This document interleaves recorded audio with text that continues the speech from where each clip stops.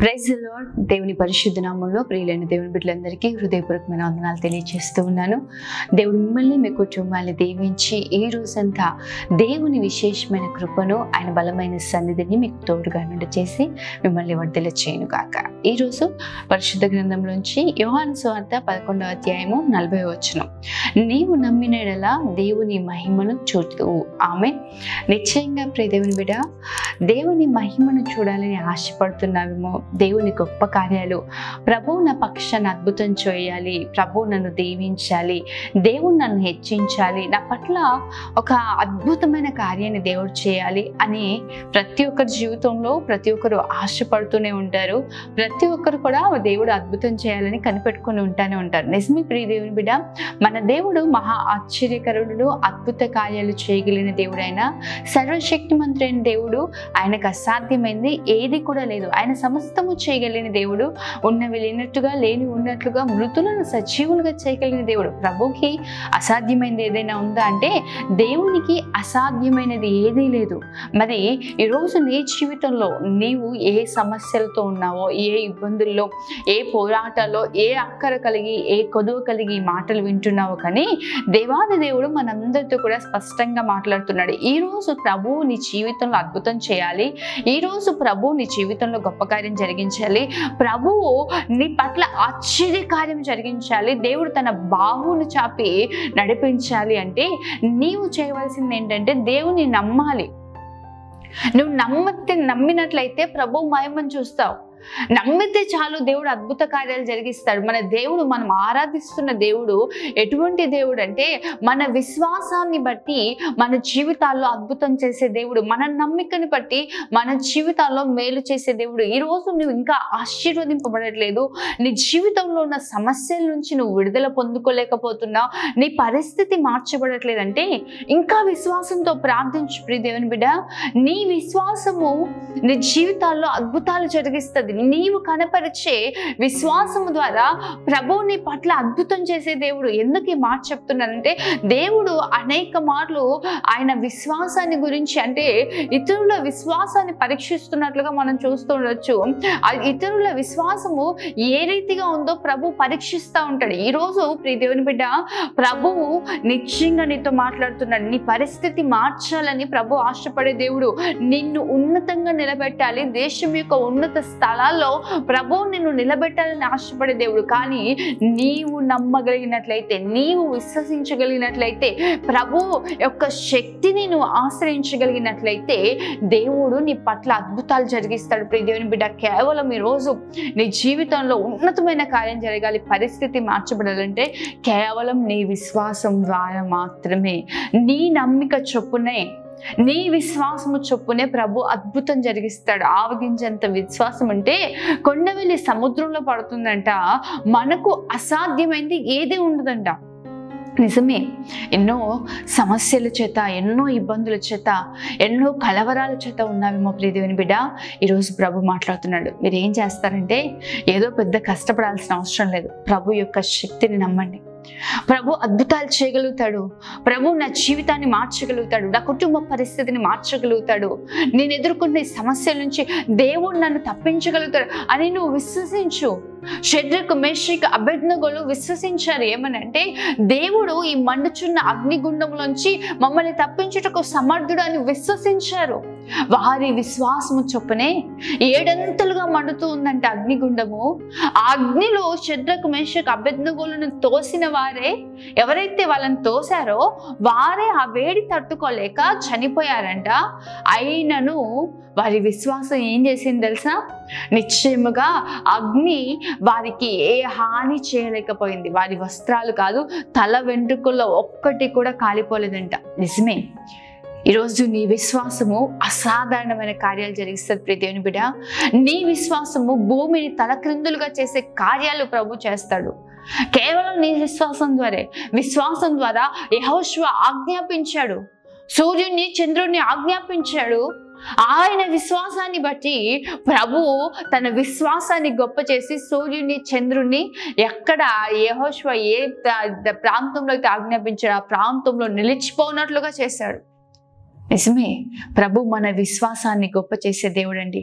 కీర్తనకారుడు కూడా అంటూ ఉంటారు, మన పితరులు దేవుని యందు విశ్వాసం ఉంచి ఉన్నారు, నమ్మిక ఉంచి ఉన్నారు, కావున వారు సిగ్గుపడకపోయిరి.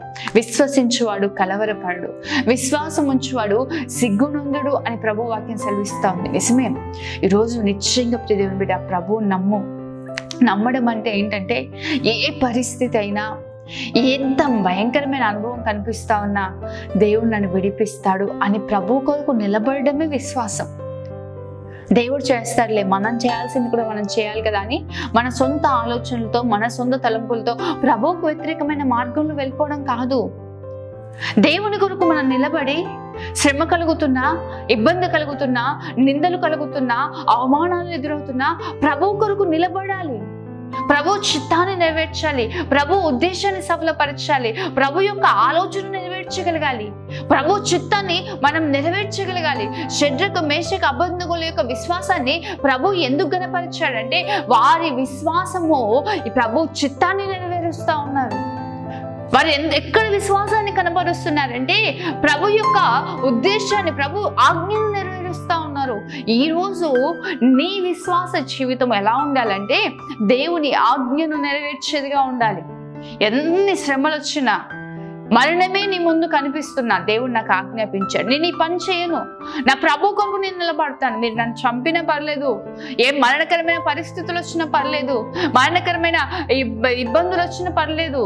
చాలా మంది చూస్తూ ఉంటాం, ఉద్యోగంలో శ్రమ కలుగుతుందనో, కుటుంబంలో శ్రమ కలుగుతుందనో, ఎవరితో ఎందుకు ఈ నిందలు అవమానాలు ఎందుకు అని చెప్పి విశ్వాస జీవితంలో పక్కకు వెళ్ళిపోతూ ఉంటారండి. విశ్వాస జీవితంలో తొలగిపోవడం అంటే ఏంటంటే ప్రభు అద్భుతం చేస్తారని నమ్మడం మాత్రమే కాదు, ప్రభు ఆజ్ఞలను అనుసరించడం. ఏ పరిస్థితి అయినా దేవుని పట్టుకొని వెళ్ళిపోవడం. ఎంతమంది మనకు వ్యతిరేకంగా లేచినా, ఎంతమంది మనల్ని ఇబ్బంది పరచాలనుకున్నా, ఎంతమంది మనల్ని అవమానపరచాలనుకున్నా, మనకి శ్రమలు కలగచేయాలనుకున్నా, మనం ప్రభువుని చూస్తూ వెళ్ళిపోవడమే విశ్వాసం. అంతకన్నా గొప్పదేం లేదు ప్రియ దేవుని బిడ్డ. నాకు అన్నీ అంటే నీ ఇష్టానుసారంగా, నీకు అనుకూలంగా నువ్వు చేసుకుంటూ నాకు నమ్మకం ఉంది ప్రభు అద్భుతం చేస్తాడు అంటే ప్రభు నీ విశ్వాసాన్ని హెచ్చించడు, ప్రభువు నీ విశ్వాసాన్ని ఘనపరచుడు. దేవుణ్ణి నమ్మిక ఉంచుట, దేవుని నమ్మిక ఉంచుట అంటే ప్రభువు అన్ని ప్రతికూలమైన పరిస్థితులు కలుగుతున్నా, ప్రతికూలమైన అనుభవాలు వస్తున్నా ప్రభు యందు నమ్మిక ఉంచుతూ ముందు కొనసాగింపబడండి ప్రియ దేవుని బిడ్డ.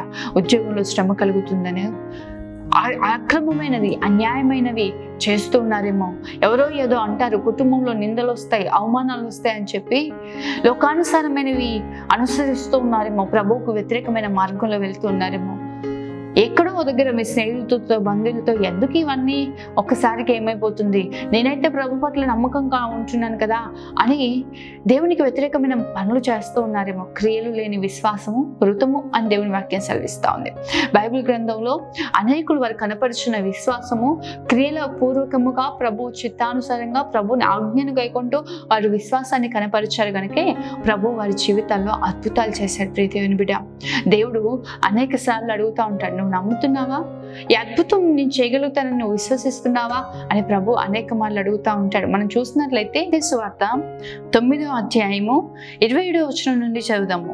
యేసు అక్కడి నుండి వెళ్ళుచుండగా ఇద్దరు గుడ్డివారు ఆయన వెంట వచ్చి, దావీదు కుమారుడా మమ్మల్ని కరుణించమని కేకలు వేసిరి.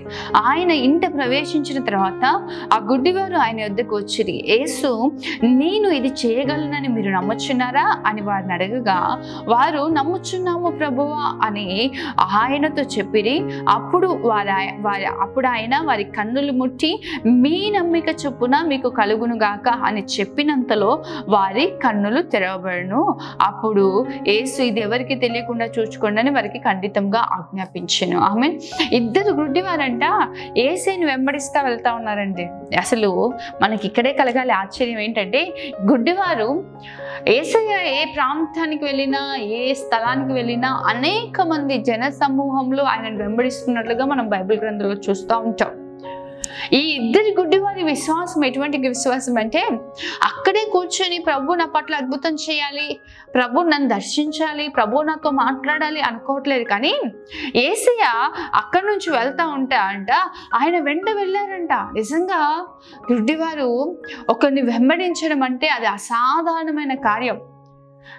కానీ అయినప్పటికీ, కష్టతరమైనప్పటికీ, అక్కడికి వెళ్ళడము వారి జీవితంలో ఎంతో ఇబ్బందికరమైన పరిస్థితి అయినప్పటికీ, యేసయ్య వెళ్తున్న మార్గంలో ఆయన వెంట వెళ్ళి యేసయ్య ఒక ఇంట ప్రవేశిస్తే ఆ ఇంట్లోకి యేసయ్య దగ్గరికి వెళ్ళారంట. వెళ్ళి, అయ్యా మమ్మల్ని బాగు చేయమని ఆ ఇద్దరు గుడ్డివారు ఆయన అడుగుతా ఉన్నారు. ఆయన వద్దకు వచ్చి మాట్లాడుతున్నప్పుడు యేసయ్య చెప్పిన మాట ఏంటి చూడండి, అక్కడ చూడండి, నేను ఇది చేయగలనని మీరు నమ్ముతున్నారా ప్రభు అని అడిగాడు. వారు నమ్మారు కాబట్టే కదా ఆయనతో కళ్ళు కనిపించకపోయినా, ప్రతికూలమైన పరిస్థితి అయినా, అసాధ్యమైన యేసయ్య దగ్గరికి వెతుక్కుంటూ ఆయనను వెంబడించి ఎందుకు వచ్చారు అంటే, వారికి తెలుసు యేసయ్య వారి జీవితాల్లో అద్భుతం చేస్తారు, యేసయ్య వారికి ఉన్న గుడితనం నుంచి విడిపిస్తాడు అని చెప్పి వారికి నమ్మకం ఉంది, వారికి విశ్వాసం ఉంది. నిశ్చయంగా యేసయ్య అంటే వారి విశ్వాసాన్ని కనపరచడానికి ప్రభువు ఈ మాట అడుగుతున్నాడేమో. ఆయన హృదయాంతరంగా ఎరిగిన దేవుడు కదా. ప్రభువుకు వారి విశ్వాసం తెలుసు, ప్రభువుకు వారికి నమ్మిక తెలుసు. అక్కడ ఉన్నవారు అనేకులు కూడా దేవుని యందు విశ్వసించినట్లుగా ఈనాటికి ఈ మాటలు మనం చదివినప్పుడు నిజమే అని మనం ధైర్యపరచబడి ప్రభువుని విశ్వసించినట్లుగా ప్రభు ఈ మాటలు అడుగుతున్నట్లుగా మనం చూడొచ్చు. యేసయ్య అడుగుతా ఉన్నారు ఇద్దరు గుడ్డివారిని, మీరు నమ్ముతున్నారా నేను చేయగలుగుతున్నాను అంటే ఆ గుడ్డివారు చెప్పారు, అయ్యా మేము నమ్ముతున్నాం, అయితే మీ నమ్మిక చొప్పున మీకు కలుగును గాక. ఆమేన్. నిజమే ప్రియ దేవుని బిడ్డ, మన దేవుడు మన నమ్మిక చొప్పున మన జీవితాల్లో అద్భుతం చేసే దేవుడు. మన విశ్వాసాన్ని బట్టి మన జీవితాలు అద్భుతం చేసే దేవుడు. ఈరోజు నువ్వు విశ్వసించు. కృంగిన స్థితిలో ఉన్నావేమో, లేకపోతే మోడుబారిన అనుభవంలో ఉన్నావేమో, మృతతుల్యమైన పరిస్థితులు ఉన్నాయేమో, మరణకరమైన పరిస్థితులు కనిపిస్తున్నాయేమో, కానీ నీవు ఆయనను వెంబడిస్తూ, ఆయనను అనుసరిస్తూ, ఆ గుడ్డివారు ఆయనను వెంబడించినట్లుగా, ఆయనను అనుసరించిన రీతిగా మీరు ఆయనను వెంబడించగలిగినట్లయితే మీ నమ్మిక చొప్పున ప్రభు మీ జీవితాలు అద్భుతం చేస్తారండి. వెనువెంటనే ఆ గుడ్డివారి ఇద్దరి కళ్ళు తెరవబడ్డాయంట. వారు చూపు పొందుకున్నారు, వారిలో ఉన్న గుడ్డితనం తొలగిపోయింది. ఈరోజు నువ్వు విశ్వసించు ప్రియ దేవుని బిడ్డ, దేవుని మహిమ కనపరుచున్నట్లుగా ప్రభు అద్భుతం చేస్తాడు. ఆర్థిక సమస్యలతో బాధపడుతున్నావేమో, ఎంత కష్టపోయినా ఏమీ మిగలట్లేదేమో, ఏం చేయాలో అర్థం కావట్లేదేమో, ప్రభు నీతో మాట్లాడుతున్నాడు. దేవుని కష్టానికి తగిన ప్రతిఫలాన్ని అనుగ్రహించే దేవుడు ఆయన. నిశ్చయంగా నీ కష్టార్జితాన్ని ఆశీర్వదిస్తానని వాగ్దానం చేసిన దేవుడు ఆయన. విశ్వసించు, నమ్మిక ఉంచు, ప్రభు నీ జీవితాల్లో అద్భుతం చేస్తాడు. ప్రభు నీ జీవితాల్లో గొప్ప కార్యం జరిగిస్తాడు. ప్రభు హస్తాలకు నీ పరిస్థితిని అప్పచెప్పు. నీ కుటుంబంలో సమస్యలు కావచ్చు, నీ భర్త మారట్లేదేమో, నీ భార్య మారట్లేదేమో, నీ పిల్లలు ఇష్టానుసారంగా జీవిస్తున్నారేమో, విశ్వసించు. నా ప్రభు నా భర్తను స్థిరపరుస్తాడు, నా పిల్లల్ని స్థిరపరుస్తాడు, నా భార్యను స్థిరపరుస్తాడు, నా కుటుంబాన్ని స్థిరపరుస్తాడు అని విశ్వసించు. నీ నమ్మిక, నీ విశ్వాసం నీ కుటుంబ పరిస్థితులు బాగు చేస్తుంది, ఒకరి నడతను స్థిరపరుస్తుంది. నీ విశ్వాసం నిన్ను స్వస్థపరుస్తుంది, నీ విశ్వాసం నిన్ను బాగు చేస్తుంది, నీ విశ్వాసం నిన్ను హెచ్చిస్తుందండి. అదే అధ్యాయం పైన వచనాలు మనం చదివితే 12 ఏళ్ల నుంచి రక్తస్రావం వ్యాధితో బాధపడుతున్న ఒక స్త్రీ మనకు కనిపిస్తూ ఉంటుంది. ఆ యేసయ్య ఆ మార్గంలో వెళ్తున్నప్పుడు ఆ స్త్రీకి ఉన్న అనుభవం ఏంటంటే, అనేక మంది వైద్యుల దగ్గరికి వెళ్ళి విసిగిపోయిందంట. తనకున్నదంతా వ్యయం చేసుకుందంట. తనకు ఏ అద్భుతం జరగలేదు, ఏ స్వస్థత కలగలేదు. యేసయ్య ఆ మార్గంలో వెళ్తున్నాడని విని యేసయ్య దగ్గరికి వెళ్ళి బహు జనసమూహం గుంపు కూడా ఉండగా విశ్వాసంతో వెళ్ళి ఆయన వస్త్రపు చెంగుని పట్టుకున్నప్పుడు దేవుడు చెప్పిన చక్కటి మాట చూడండి. మత్తయి సువార్త 9వ అధ్యాయము 22వ వచనము. యేసు వెనుకకు తిరిగి ఆమెను చూచి, కుమారి ధైర్యముగా ఉండుము, నీ విశ్వాసము నిన్ను బాగుపరచునని చెప్పగా ఆ గడియ నుండి ఆ స్త్రీ బాగుపడెను. ఆమె ఆమెతో చెప్పాడు యేసు ఏమనంటే, నీ విశ్వాసం నిన్ను బాగుపరిచింది. ఈరోజు ప్రియ దేవుని బిడ్డ, విశ్వసించు. నీ విశ్వాసమే నిన్ను బాగుపరుస్తుంది, నీ విశ్వాసమే నిన్ను హెచ్చిస్తుంది, నీ విశ్వాసమే నీ జీవితంలో అసాధారణమైన కార్యాలు జరిగిస్తాయి, నీ విశ్వాసమే దేవుని మహిమను చూచున్నట్లుగా నీ జీవితంలో జరిగిస్తుంది. కాబట్టి తద్వారా నిశ్చయంగా ప్రభు యందు విశ్వాసం ఉంచండి. ఆయనను వెంబడిస్తూ, ఆయన చిత్తానుసారంగా జీవిస్తూ, నీ విశ్వాస జీవితాన్ని కాపాడుకుంటూ, క్రియాపూర్వకంగా నీ విశ్వాసాన్ని నువ్వు కనపరుస్తూ ప్రభు యందు నువ్వు జీవించగలిగినట్లయితే గొప్ప అద్భుతాలు నువ్వు కన్నులారా చూడగలుగుతావు. ఆమేన్. ప్రార్థన చేసుకుందాం. మహోన్నతుడైన తండ్రి, సర్వశక్తిమంతుడైన దేవా, సకల ఆశీర్వాదాల కారణభూతుడా, నీకే వందనాలు, స్తోత్రాలు ప్రభువా. ఈ ఉదయమున మా అందరితో అద్భుతమైన రీతిగా మీరు మాట్లాడిన ప్రతి మాటని బట్టి వందనాలు. ఎంతమంది అయితే ఈ మాటలు విన్నారో వారందరి జీవితాల్లో అయా వారి విశ్వాసాన్ని బట్టి వారి జీవితాల అద్భుతాలు మీరు జరిగించమని ప్రార్థిస్తున్నాం. గొప్ప కార్యాలు చేయమని ప్రార్థిస్తున్నాం.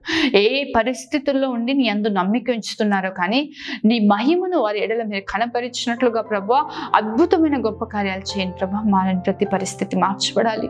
కృంగిన వారిని లేవనెత్తండి. ప్రతి ఒక్క ప్రతికూలతల నుంచి విడిపించండి. అనుకూల పరిస్థితులు కలగ చేయండి అయా. నిశ్చయంగా బిడ్డల జీవితాలు బాగుపరిచి నెమ్మది కలగచేసి సమాధానాన్ని దయచేయండి. ఈ రోజంతను నీ సన్నిధిని వారికి తోడుగా నుండి చేసి నీ కృపా క్షేమాలు వారికి అనుగ్రహించమని యేసు పరిశుద్ధ నామములో అడిగి వేడుకుంటూ ఉన్నాం తండ్రి.